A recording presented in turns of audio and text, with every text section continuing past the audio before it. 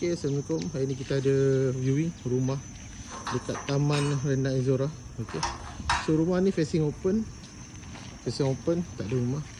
So ini kiri dan ni kanan rumah lah. Okay, ni rumah dia. Alright, jom kita tengok. So owner dia dah extend okay, dia extend ke depan. So rumah asal dia tak ada So owner dah extend depan, boleh masuk dua parking kereta. Alright, so owner dia bagi sekali dengan safety door. Okay, dia dah tarik ke depan.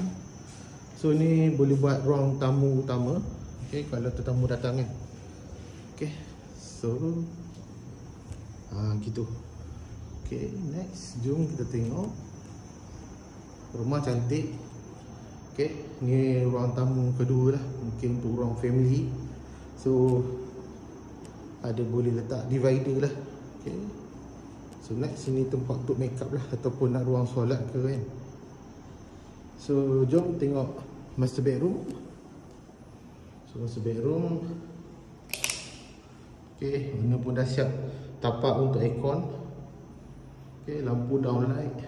Okay, tandas pun dah ada, tandas ngam. Jom tengok rumah ni memanjang bilik kedua untuk anak-anak. Okay, so bilik kedua ni dia ada tingkap kat atas tu. Tu bilik dia tak paap lah. Okay, tak panas. So next, ni tandas dia. Okay, so ni dapur. Sini boleh buat meja makan. Alright, so ni okay, ni yang kita nak cakap lah. So rumah ni ni dah buat sekali kitchen cabinet. Memang ini kalau 10,000, tak ada 10,000 memang tak dapat lah. So memang besar, luas.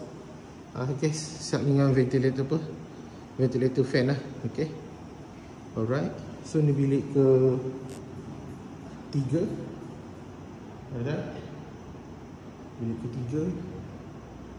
Ni pun sama, ada ruang ruang kita panggil angin keluar lah. Okay, bilik tak apa, bilik tak panas lah. Okay, so ni bilik keempat. Ni barang-barang owner akan settlekan lah. Okay, so ni memang puas hati lah. Okay, kitchen cabinet, dan apa yang best, rumah ni dia dah extend sampai belakang. So ni boleh buat tempat laundry ya. Okay, tempat laundry. So asalnya sini tak ada, dia kosong. Okay, so ni pun ada store. Okay, kalau ada barang-barang nak store kan boleh.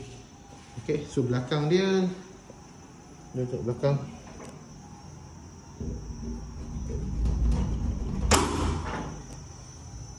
Ni belakang dia. Okay, belakang dia. Alright. Okay, so tu dia. So kalau korang berminat dengan unit ni, booking 1,000 sahaja. Okay,